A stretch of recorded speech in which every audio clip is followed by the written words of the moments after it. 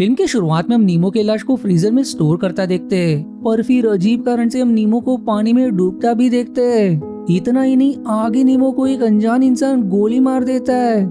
ये कम नहीं था कि अब अगले सीन में वो एक स्पेस शटल में होता है, पर वो स्पेस शटल अंतरिक्ष में घूम रहे पत्थरों से टकराकर नष्ट हो जाती है, जिसमें भी नीमो की मौत हो जाती है। अब ये देखकर हमारे मन में सवाल उठता है कि एक ही व्यक्ति बार बार कैसे मर सकता है। तो इस बार का जवाब हमें आगे मिलेगा। अब अगले सीन में हम बुजुर्ग नीमो को देखते हैं, जिससे डॉक्टर फील्ड में कुछ सवाल करते हैं कि तुम्हारी उम्र कितनी है और ये कौन सा साल है। इस पर नीमो अपनी उम्र 34 और समय 2009 बताता है। तब डॉक्टर उसे आज का न्यूज़पेपर दिखाते हैं, जिसमें 9 फरवरी 1992 की तारीख होती है, जिसमें नीमो की खबर छपी होती है कि धरती का आखिरी मॉडल 118 साल का हो चुका है, जिसका मतलब ये है कि नीमो के अलावा बाकी सभी इमॉर्टल है, यानी कि उनकी मृत्यु नहीं हो सकती। पर ऐसे कैसे हो सकता है, इस बार का जवाब भी हमें आगे मिलेगा। तभी सीन यंग नीमो की तरफ मुड़ती है, जहाँ 3 बार टाइमलाइन चेंज होती है, जिसमें वो 3 अलग अलग पत्नियों के साथ होता है। फिर हमें वापस से 2092 का समय दिखाया जाता है, जहाँ सभी के पास सुअर होते हैं। दरअसल अब तक विज्ञान ने इतनी तरक्की कर ली कि इंसान के डेड सेल्स को सुअर के हेल्दी सेल से रिप्लेस करके जिंदा रखा जाता है, जिससे किसी भी इंसान की मौत ही नहीं होती। यानी कि जब भी कोई इंसान बीमार पड़ता है तो उसके खराब हो चुके सेल्स को हटाकर सुअर के हेल्दी सेल से बदल दिया जाता है, और इस तरह से इंसानों ने इमॉर्टैलिटी यानी कि अमरता को पा लिया। लेकिन पूरी दुनिया में नीमो ही एक ऐसा इंसान बचा था जो अमर नहीं था, और कुछ दिन में उसकी मौत होने वाली थी।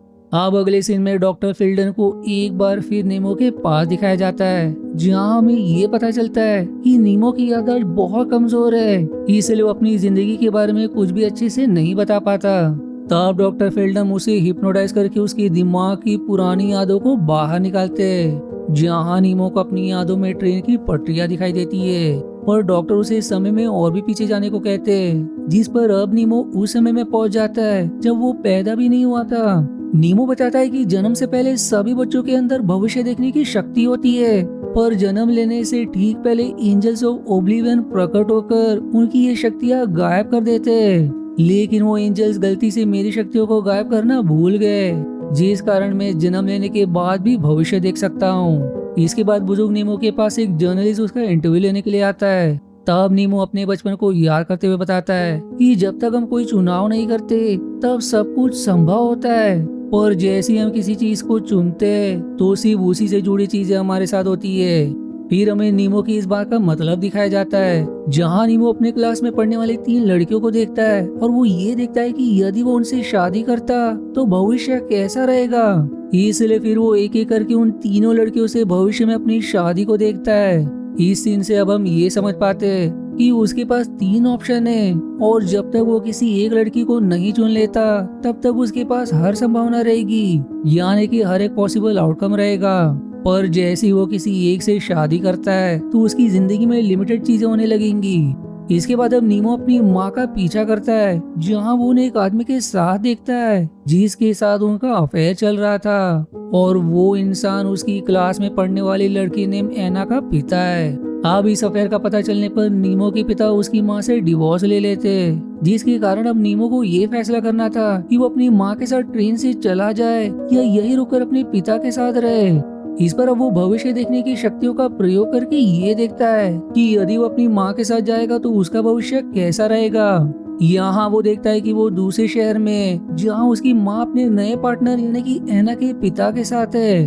आगे वो स्कूल जाता है, जहाँ इस नए स्कूल में एना भी एडमिशन लेती है, जो नीमो को पहले से जानती थी। फिर एक दिन जब नीमो समुद्र के किनारे बैठा होता है, तब वह एना उससे सवाल करती है कि क्या वो उसके और उसके दोस्तों के साथ स्विम करने चलेगा, पर नीमो उसे मना करते हुए कहता है कि तुम्हारे सारे दोस्त बेवकूफ है, जिस बात से नाराज होकर एना वहाँ से चली जाती है। तब नीमो इस घटना का आउटकम देखता है, जहाँ वो ये पाता है कि भविष्य में एना उसे एक मॉल में मिलती है, और एना के साथ उसके 2 बच्चे भी थे, जो देखकर नीमो अब अपने डिसीजन को बदल देता है। अब क्योंकि ये सारी चीजें 9 साल का नीमो रेलवे स्टेशन पर खड़ा होकर देख रहा है, इसलिए वो अपने भविष्य में किए गए फैसलों के परिणाम को जानकर कई बार अपने फैसले बदलता है। इसी तरह हम नीमो को फिर से समुद्र के पास देखते हैं, जहाँ एना आकर उससे वही सवाल करती है कि क्या वो उसके दोस्तों के साथ स्विम करने चलेगा। पर इस बार नीमो को पहले से पता था कि यदि उसने उसके दोस्तों को बेवकूफ कहा तो एना उससे कभी बात नहीं करेगी। इसलिए वो उसे मना करते हुए ये कहता है कि मुझे स्विम करना नहीं आता। जिस पर एना भी उसके साथ बैठकर बातें करने लगती है और इस तरह उन दोनों की प्यार की शुरुआत होती है। अब आगे हम देखते हैं कि एना के पिता उसे लेकर नीमो के घर शिफ्ट हो गए, जहां नीमो और एना को एक दूसरे के साथ ज्यादा समय बिताने का मौका मिल जाता है। पर फिर एक दिन नीमो की माँ और एना के पिता का ब्रेकअप हो जाता है, जिस कारण एना के पिता उसे लेकर न्यूयॉर्क चले जाते हैं। जिस बात से नीमो को बहुत दुख होता है, क्योंकि वो और एना एक दूसरे से प्यार करते थे। अब इसी तरह कुछ और साल बीत जाते, जहां नीमो हर रोज रेलवे स्टेशन से होकर अपने काम पर जाया करता था। फिर एक दिन रेलवे स्टेशन पर उसे एना दिखाई देती है और वो दोनों इतने साल बीत जाने पर भी एक दूसरे को देखते ही पहचान जाते हैं। इसके बाद वो लोग नीमो के अपार्टमेंट में जाकर काफी अच्छा समय बिताते हैं, जहाँ एना व्यक्त करती है कि मुझे फिर से इस रिलेशन को शुरू करने में डर लग रहा है, क्योंकि मुझे डर है कि पिछली बार की तरह हम फिर से अलग ना हो जाए, इसलिए मुझे सोचने के लिए थोड़ा समय चाहिए। इसके बाद अब वो नीमो को कागज के टुकड़े पर अपना नंबर देते हुए ये कहती है कि तुम 2 दिन बाद मुझे इस नंबर पर कॉल करके लाइट हाउस के पास मिलना।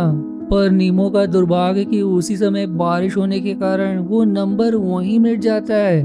फिर हम एक नया टाइमलाइन देखते हैं, जहां अब नीमो की शादी एना से हो चुकी है और वो एक साइंस टीवी शो में काम करता है।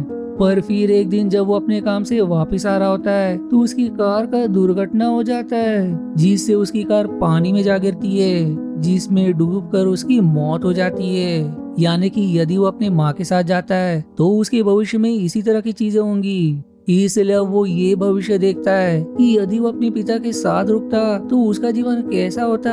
यहाँ वो ये देखता है कि कुछ साल बाद उसके पिता की तबीयत काफी खराब हो चुकी है, इसलिए उसे अपने पिता को नहलाना, उनकी शेविंग करना, ये सारा काम नीमो को ही करना पड़ता है। और घर का खर्चा भी चलाने के लिए वो अपने टाइपराइटर पर साइंस फिक्शन स्टोरी लिखने लगता है, जिसे बेचकर वो कुछ पैसे कमा लेता है। फिर एक दिन स्कूल पार्टी के दौरान उसकी मुलाकात एलिस से होती है, जो अपने बॉयफ्रेंड से झगड़ा करने के कारण काफी दुखी थी। एलिस नीमो की क्लासमेट थी, जो उसे बाहर बुलाकर उसे बाहर करने लगती है। यहाँ एलिस नीमो से उसकी पसंद की चीज के बारे में बात करने को कहती है, जिस पर नीमो उसे मंगल ग्रह के बारे में बताता है। जो सुनकर एलिस अब नीमो से वादा करने को कहती है कि मेरे मरने के बाद तुम मेरी राख को मंगल ग्रह पर डाल देना, जिस पर नीमो कुछ देर सोचने के बाद वादा कर देता है। फिर वो एलिस को किस करने की कोशिश करता है, लेकिन एलिस वहां से चली जाती है। फिर इसके बाद हम उसे एलिस से मिलने के लिए उसके घर के बाहर देखते हैं, पर उसके घर में स्टेफानो भी होता है, जो एलिस का बॉयफ्रेंड है। और स्टेफानो से झगड़ा करने के बाद एलिस ने नीमो से दोस्ती की थी, पर वो अब भी स्टेफानो से ही प्यार करती है, जो देखकर नीमो को काफी बुरा लगता है। इसलिए अब वो अपनी स्कूटर को बहुत तेज चलाने लगता है, जिस कारण उसका दुर्घटना हो जाता है। अब हम नीमो को हॉस्पिटल में देखते हैं, जहां वो आसपास की चीजों को सुन और महसूस तो कर सकता था, लेकिन ना तो वो बोल पा रहा था और ना ही अपने शरीर के किसी भी अंग को हिला पा रहा था। फिर वो देखता है कि हॉस्पिटल में होने के कारण उसे देखने के लिए उसकी माँ भी आई हुई है, जो उसके पिता के पास बैठी होती है। यानी कि वो लोग फिर से एक हो गए। इसके बाद हम एक और पॉसिबिलिटी देखते हैं, जिसमें नीमो एलिस के घर से गुस्से में जाने के बजाय उससे बात करता है, पर एलिस उससे ये कहती कि मैं स्टेफानो से प्यार करती हूँ। जिस पर अब नीमो घर आकर ये फैसला करता है कि प्रॉम नाइट में जो भी लड़की उसके साथ डांस करेगी वो उसी से शादी कर लेगा।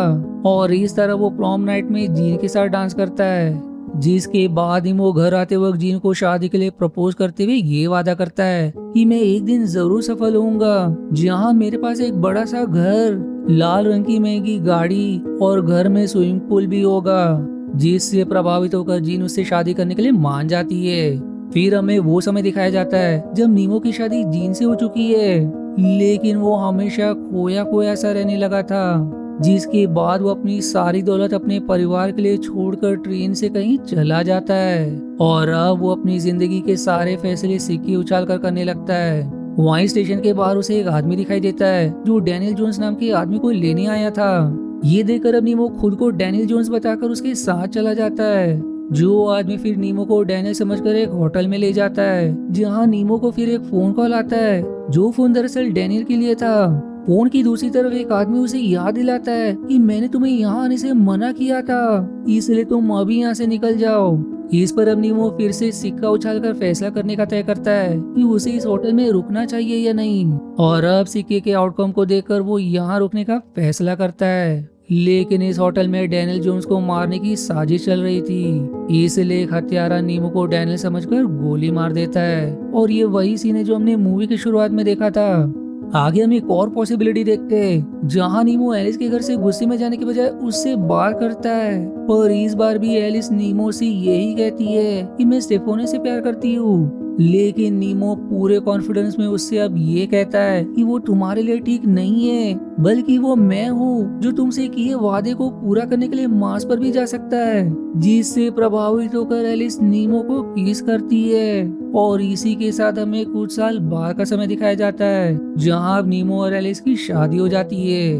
पर शादी के कुछ सालों बाद एलिस डिप्रेशन का शिकार होकर हमेशा दुखी रहने लगती है। अब एक अलग पॉसिबिलिटी में नीमो की शादी एलिस से होने के बाद वो लोग कार से कहीं जा रहे होते हैं, लेकिन तभी उनके कार के सामने खड़ी ऑयल टैंकर में जोरदार धमाका होता है जिसमें बेचारी एलिस की मौत हो जाती है। इस पर अब नीमो अपना वादा पूरा करने के लिए उसकी राख यानी कि एलिस की अस्थियों को मार्स पर ले जाता है, जहां उसके साथ स्पेस शटल में और भी लोग होते हैं। फिर मार्स यानी कि मंगल ग्रह पर पहुंचकर वो उसकी अस्थियों को वहां की जमीन में डाल देता है, जिसके बाद सभी यात्री वापस पृथ्वी पर लौटने लगते हैं। लेकिन तभी स्पेस शटल में नीमो को एना मिलती है जो उसे टाइम और बिग क्रंच के बारे में बताती है। दरअसल बिग क्रंच वो घटना है जब हमारा यूनिवर्स फैलना बंद करके वापस से सिकुड़ना शुरू कर देगा। वहीं बात करें टाइम की, तो यूनिवर्स के फैलने के कारण ही हमें टाइम के आगे बढ़ते रहने का एहसास होता है। पर सवाल ये है कि यदि यूनिवर्स सिकुड़ने लगा तो क्या समय पीछे की ओर चलेगा। अब ये लोग बात कर ही रहे होते कि तभी बहुत से स्पेस रॉक्स उस स्पेस शटल से टकरा जाते हैं, जिससे नीमो और एना के साथ साथ बाकी लोग भी मारे जाते हैं। और ये भी वही सीन है जिसे हमने मूवी के शुरुआत में देखा था, यानी कि नीमो कई बार नहीं मरा था, बल्कि 9 साल का छोटा नीमो ये सारी चीजों को देख रहा था। आगे हम एक और पॉसिबिलिटी देखते हैं जहां नीमो जब अपने काम से वापस आ रहा होता है तो उसे सामने की तरफ कुछ पुलिस वाले दिखाई देते हैं जो पानी के अंदर से कार को निकाल रहे थे। यानी कि इस पॉसिबिलिटी में नीमो की जगह किसी और शख्स की पानी में डूबकर मौत हुई थी, जिसके बाद हमें ये पता चलता है कि जिस शख्स की मौत हुई है वो नीमो के साथ काम किया करता था और उसकी पत्नी एना थी, जिससे नीमो मिलती है, पर उन दोनों का रिलेशन नहीं शुरू होता। फिर हम प्रेजेंट टाइमलाइन यानी कि 2092 के समय देखते हैं जहां जर्नलिस्ट नीमो से सवाल करता है कि ऐसे कैसे हो सकता है कि तुम कई बार मरे। इस पर नीमो कहता है कि मैं कई बार मरा नहीं, बल्कि उस 9 साल के लड़के ने ये सारे आउटकम्स देखे, और क्या पता मैं और तुम भी असली ना होकर उस लड़के द्वारा देखे गए भविष्य का आउटकम हो। जिसके बाद हम 9 साल के नीमो को देखते हैं जो इतने सारे आउटकम्स को देखने के बाद फैसला ही नहीं कर पाता कि उसे अपनी माँ के साथ या पिता के साथ जाना चाहिए। इसलिए फिर वो किसी के साथ ना जाकर खुद उस रेलवे स्टेशन से भाग निकलता है। वहीं इस तरफ यानी कि 2092 में बुजुर्ग नीमो की मौत हो जाती है, और ठीक उसी समय बिग क्रंच का टाइम ट्रिगर करता है, यानी कि अब यूनिवर्स वापस से सिकुड़ना शुरू कर दिया, और ऐसे होते ही समय भी पीछे की ओर चलने लगता है, जिससे बुजुर्ग नीमो एक बार फिर से जिंदा हो जाता है, जो जिंदा होते ही जोर जोर से हंसने लगता है, जिसी के साथ वो और बाकी लोग समय में उल्टा चलने लगते हैं। जिसी कंफ्यूजिंग एंडिंग के साथ ही मूवी यहीं समाप्त हो जाती है। इस मूवी के सीन्स मल्टीपल टाइम स्विच होते रहते हैं, पर मैंने इसे एक सिंगल ऑर्डर में एक्सप्लेन किया है, यानी कि नीमो का एक आउटकम कंप्लीट होने से पहले ही हमें दूसरा आउटकम और उसी दूसरे आउटकम में तीसरा आउटकम दिखाया गया है। पर मैंने हर एक आउटकम को अच्छे से एक्सप्लेन करने की कोशिश की है, जो आपको पसंद जरूर आई होगी। अब बात करते हैं कुछ सवालों की, जिसमें पहला सवाल ये है कि मूवी के आखिरी सीन में जो हुआ वो क्या था। तो मेरे हिसाब से बुजुर्ग नीमो भी छोटे नीमो द्वारा देखा गया एक आउटकम था, और ये आउटकम तब आया होगा जब 9 साल का नीमो अपने माता पिता को छोड़कर रेलवे स्टेशन से भाग गया, क्योंकि वहां से भागने के बाद उसे कुछ समझ नहीं आया होगा कि उसे आगे क्या करना है, इसलिए वो अपना भविष्य देखने लगा होगा, जिसमें उसने खुद को 2092 में देखा। अब दूसरा सवाल कि नीमो के एक आउटकम में उसके माता पिता वापस से एक साथ हो गए थे, तो आखिर नीमो ने उस आउटकम को क्यों नहीं चुना। इसका जवाब ये है कि उसके माता पिता नीमो की दुर्घटना होने के बाद ही हॉस्पिटल में वापस से मिले, लेकिन इस आउटकम में नीमो ना तो बोल सकता था और ना ही अपने शरीर को हिला सकता था, इसलिए उसने ये आउटकम नहीं चुना। वही सबसे जरूरी सवाल की मूवी आखिर में कहना क्या चाहती है, तो मेरे हिसाब से मूवी हमें ये बताना चाहती है कि यदि हमें पहले से पता हो कि हमारे किस एक्शन से भविष्य में क्या होगा, तो हम कोई फैसला नहीं कर पाएंगे। जिस तरह छोटा नीमो कोई फैसला ना करके रेलवे स्टेशन से भाग गया, वहीं एक पॉसिबिलिटी ये भी हो सकती है कि छोटा नीमो अपने माता पिता के साथ अब भी रेलवे स्टेशन पर खड़ा होकर ये आउटकम देख रहा हो कि यदि वो स्टेशन से भाग जाता है तो उसके साथ क्या होगा, और इस तरह से वो कोई डिसीजन ही नहीं ले पाएगा। यानी कि हमारी जिंदगी में एक्साइटमेंट तभी तक है जब हमें अपने भविष्य का पता ना हो। अब आई होप आपको मेरी एक्सप्लेनेशन पसंद आई। अगर हाँ दोस्तों, एक छोटी विनती है, वीडियो को लाइक जरूर करें और कमेंट करके मुझे जरूर बताएं कि अगर एक्सप्लेनेशन में और भी कोई इम्प्रूवमेंट की जरूरत है। मिलते हैं अगली मूवी के एक्सप्लेनेशन पर, तब तक के लिए धन्यवाद दोस्तों। आशा है आपको मेरी एक्सप्लेनेशन पसंद आई। यदि हाँ तो प्लीज वीडियो को लाइक करना और चैनल को सब्सक्राइब करके सपोर्ट करना ना भूलें। मिलते हैं अगले एक्सप्लेनेशन वीडियो में, तब तक के लिए धन्यवाद दोस्तों।